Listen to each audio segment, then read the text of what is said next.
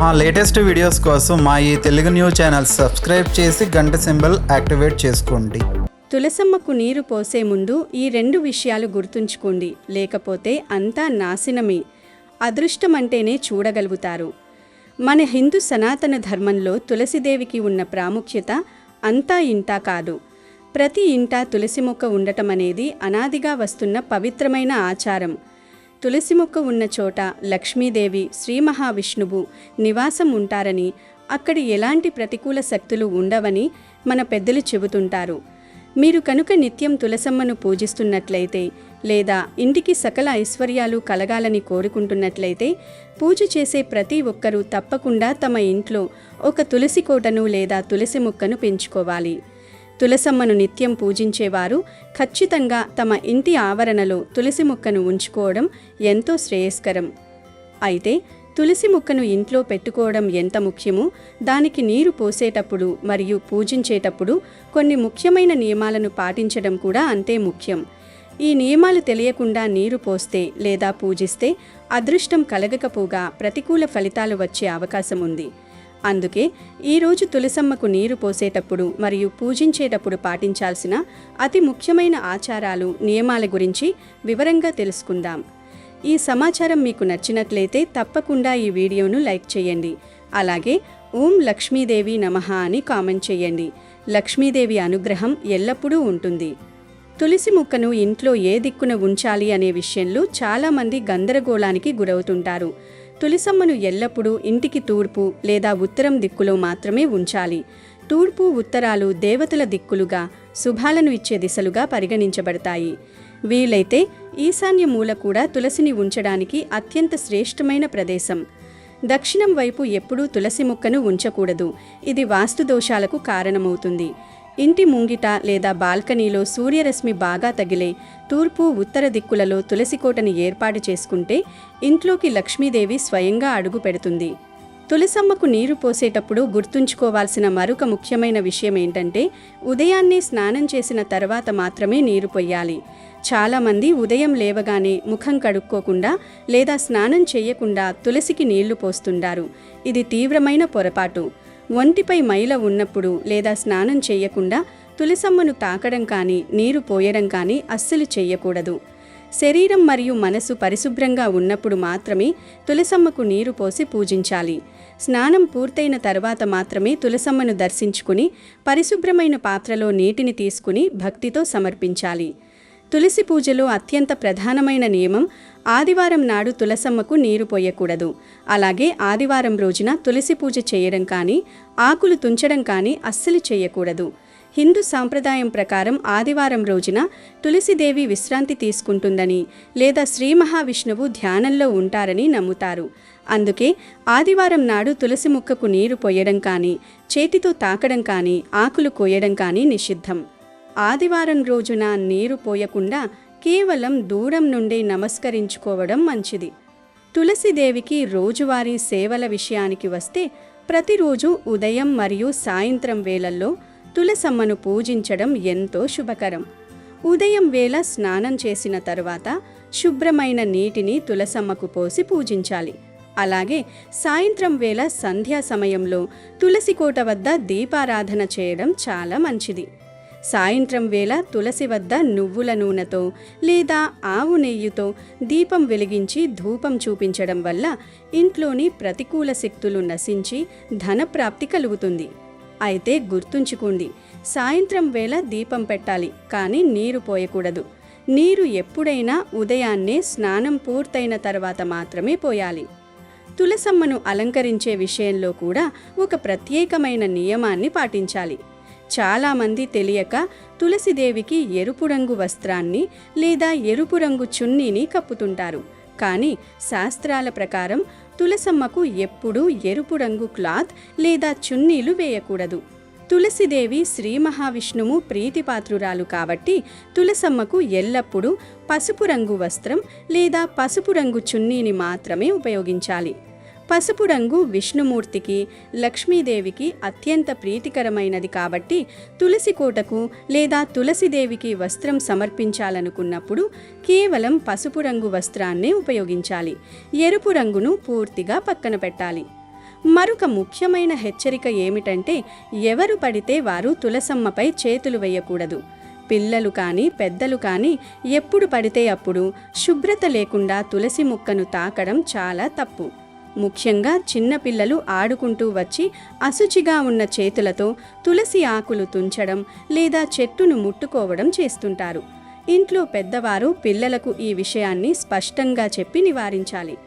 అశుచిగా ఉన్నప్పుడు కాళ్ళు చేతులు కడుక్కోకుండా లేదా స్నానం చేయకుండా ఎవరూ కూడా తులసిని తాకకూడదు. మహిళలు నెలసరి అంటే బహిష్టు సమయాల్లో తులసి మొక్కకు దూరంగా ఉండాలి. ఆ సమయంలో నీరు పోయడం లేదా తాకడం అస్సలు చేయకూడదు. తులసిదేవికి నైవేద్యం సమర్పించేటప్పుడు కూడా కొన్ని ప్రత్యేకమైన పదార్థాలను ఉపయోగించాలి. తులసమ్మకు పూజ చేసిన తర్వాత నైవేద్యంగా అరటిపండు గాని లేదా తేనెను గాని సమర్పించడం ఎంతో శుభప్రదం. అరటిపండు సాక్షాత్తు విష్ణుమూర్తికి ఇష్టమైన ఫలం. అలాగే తేవే పవిత్రతకు చిహ్నం. కాబట్టి రోజువారీ పూజలో లేదా విశేష పూజల్లో తులసమ్మకు అరటిపండు లేదా కొద్దిగా తేనెను నైవేద్యంగా ఉంచి పూజిస్తే లక్ష్మీదేవి అనుగ్రహం లభించి ఇంట్లో సిరి సంపదలు తాండవిస్తాయి.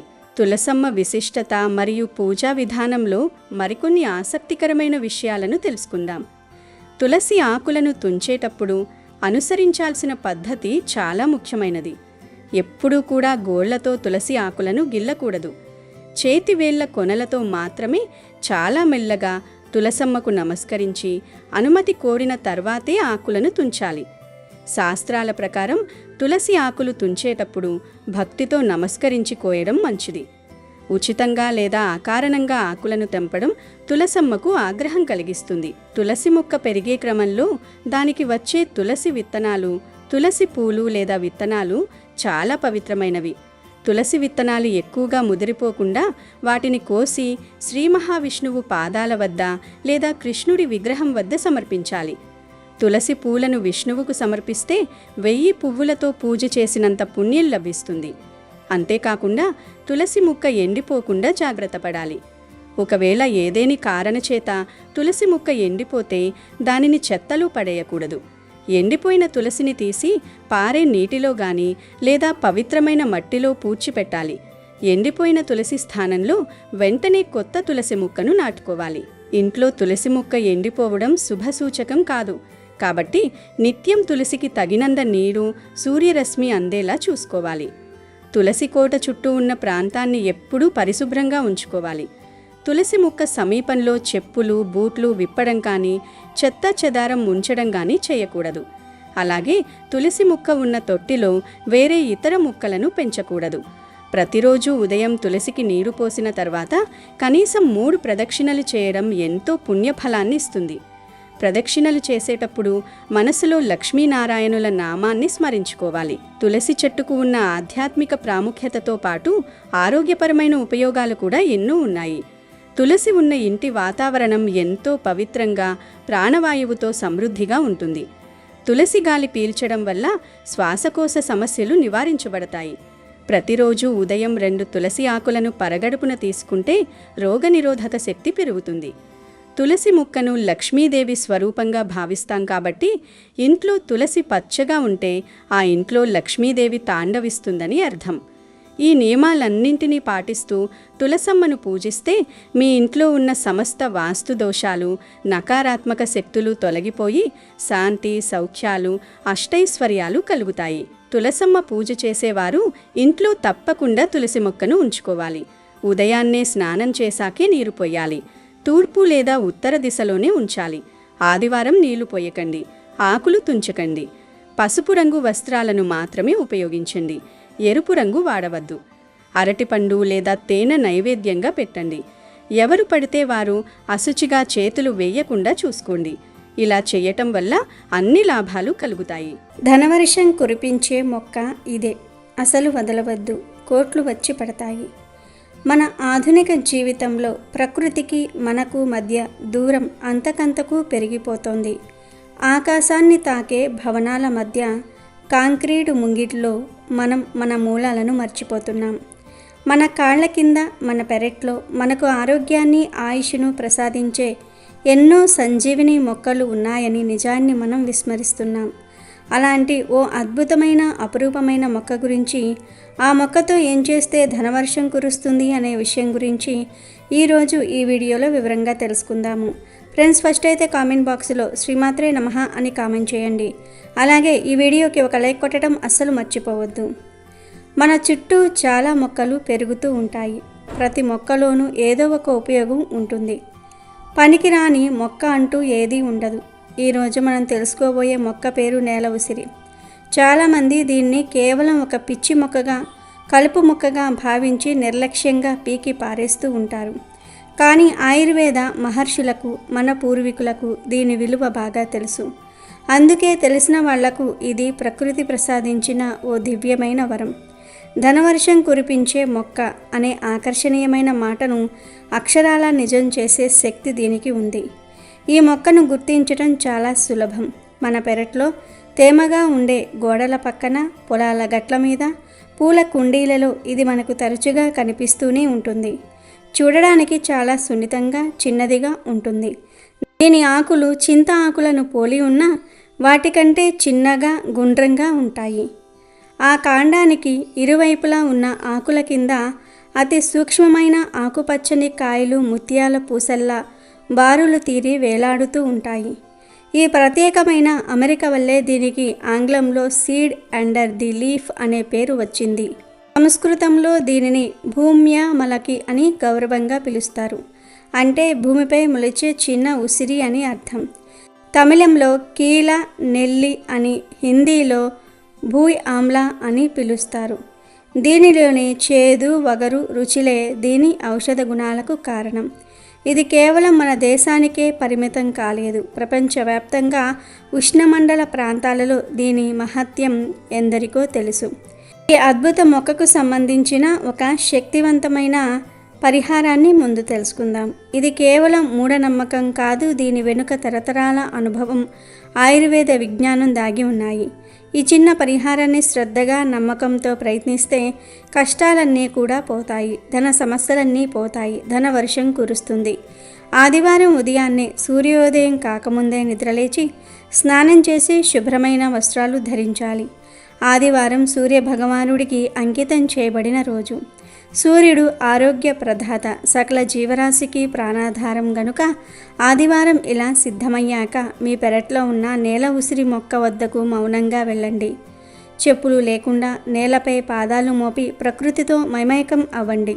మొక్కకు మనసులోనే నమస్కరించి, ఓ ప్రకృతి మాత, ఓ నేల ఉసిరి, నాకున్న కష్టాలు పోయి నా జీవితం సంతోషంగా మారడానికి, నన్ను ధనవంతునిగా చేయడానికి నిన్ను స్వీకరిస్తున్నాను అని ప్రార్థించుకుని ఆ మొక్కను వేర్లతో సహా సున్నితంగా దానికి నొప్పి కలగకుండా పెగలించండి. ఆ తర్వాత ఇంటికి తెచ్చి ఆ మొక్క వేరును శుభ్రమైన నీటితో కడిగి తర్వాత మొక్క వేరు భాగానికి కొద్దిగా పసుపు, కుంకుమ అద్దండి. ఆ తర్వాత ఆ మొక్కను పసుపు వస్త్రంలో ఉంచి ఒక చిన్న మూటలాగా కట్టండి. ఈ మూటను ఎర్రటి దారంతో గట్టిగా చుట్టండి. ఈ మూటను మీ పూజా మందిరంలో ఉంచి ధూపం, దీపం చూపించి మీ ఇష్టదైవాన్ని లక్ష్మీదేవిని ప్రార్థించండి. నేల ఉసిరి రూపంలో ఉన్న ప్రకృతి శక్తి మన ఇంట్లో ఉన్న ఆర్థిక ఇబ్బందులను, ప్రతికూల శక్తులను తొలగించి అష్టైశ్వర్యాలను ప్రసాదించు తల్లి అని మనస్ఫూర్తిగా వేడుకోండి. పూజ అయిపోయిన తర్వాత ఆ మూటను మీ ఇంట్లో డబ్బు, బంగారము దాచుకునే బీరువాలో లేదా క్యాష్ బాక్స్లో ఉంచండి. వ్యాపార సంస్థల్లో అయితే గల్లా పెట్టెలో ఉంచవచ్చు. ఈ విధంగా చేయటం వలన నేల ఉసిరి మొక్క యొక్క సానుకూల శక్తి మీ ధనాన్ని ఆకర్షిస్తుంది, అనవసరపు ఖర్చులను తగ్గిస్తుంది మరియు మీ సంపదకు రక్షణగా నిలుస్తుంది. ఇలా పెట్టిన మొక్కను ఏం చేయాలంటే ప్రతి సంవత్సరం లేదా మొక్క పూర్తిగా ఎండిపోయినప్పుడు పాత మూటను పారే నీటిలో వదిలి ఇదే పద్ధతిలో కొత్త మూటను తయారు చేసుకుని పెట్టుకోవచ్చు. ఇది నేల ఉసిరితో చేసే పరిహారం.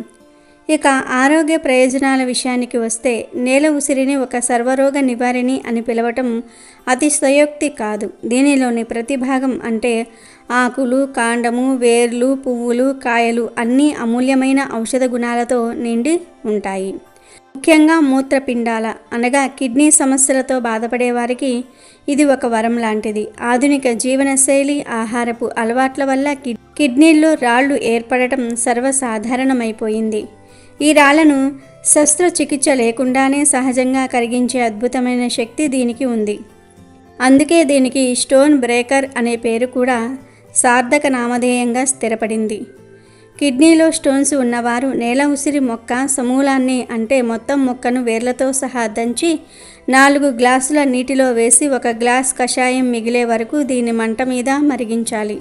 ఈ కషాయాన్ని వడకట్టి గోరువెచ్చగా ఉన్నప్పుడు ఉదయం సాయంత్రం భోజనానికి ముందు తాగితే మూత్రపిండంలోని రాళ్ళు నెమ్మదిగా కరిగి పొడిలా మారి మూత్రం ద్వారా ఎటువంటి నొప్పి లేకుండా బయటకు వెళ్ళిపోతాయి. ఇది మూత్ర విసర్జనను పెంచి మూత్ర నాళాన్ని శుభ్రపరుస్తుంది. మూత్ర సంబంధిత ఇన్ఫెక్షన్లను, మూత్రంలో మంట, చురుకు వంటి సమస్యలకు కూడా ఇది చక్కటి పరిష్కారం. ఇక చర్మ వ్యాధులతో ఇబ్బంది పడేవారికి నేల ఉసిరి ఒక నమ్మకమైన స్నేహితుడు. దీనిలోని యాంటీ ఫంగల్, యాంటీ బ్యాక్టీరియల్ గుణాలు చర్మాన్ని కాపాడుతాయి. దీని తాజా ఆకులను మెత్తగా నూరి కొద్దిగా పసుపు, ఉప్పు కలిపి గజ్జి, తామర, దురద, దద్దుర్లు వంటి సమస్యలు ఉన్న చోట రాస్తే తక్షణ ఉపశమనం లభిస్తుంది. సోరియాసిస్, ఎలర్జీ వంటి దీర్ఘకాలిక సమస్యలలో కూడా దీని రసాన్ని అంతర్గతంగా సేవిస్తూ బాహ్యంగా పూతగా వాడితే మంచి ఫలితాలు కనిపిస్తాయి. గాయాలు, దెబ్బలు తగిలినప్పుడు కూడా ఈ ఆకుముద్దను పట్టుగా వేస్తే రక్తస్రావం ఆగి అవి త్వరగా మానుతాయి. దీనిలోని యాంటీసెప్టిక్ గుణాలు ఇన్ఫెక్షన్లను రాకుండా నివారిస్తాయి.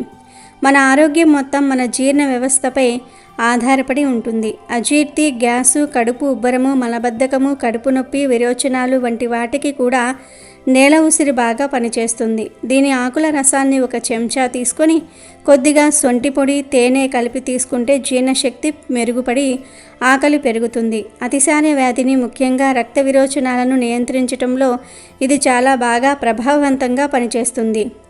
వాతావరణం మారినప్పుడు వచ్చే జలుబు, జ్వరము, దగ్గు, ఆయాసము అనగా ఉబ్బసం వంటి శ్వాసకోశ సమస్యలకు ఇది మంచి మందు.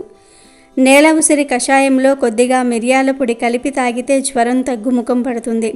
శరీర నొప్పుల నుండి ఉపశమనం లభిస్తుంది. దీని రసాన్ని తేనెతో కలిపి నాకితే పొడి దగ్గు, కఫంతో కూడిన దగ్గు రెండూ తగ్గుతాయి. ఆస్మాతో బాధపడేవారు దీన్ని వాడితే శ్వాసనాళాలు శుభ్రపడి దగ్గుల తీవ్రత తగ్గుతుంది. ముక్కు దిబ్బడతో ఇబ్బంది పడేవారు దీని ఆకుల రసాన్ని 2 చుక్కలు ముక్కులో వేసుకుంటే వెంటనే శ్వాస తేలికగా ఆడుతుంది. ప్రపంచాన్ని పట్టి పీడిస్తున్న మధుమేహ వ్యాధితో బాధపడేవారికి కూడా నేల ఉసిరి ఎంతో మేలు చేస్తుంది.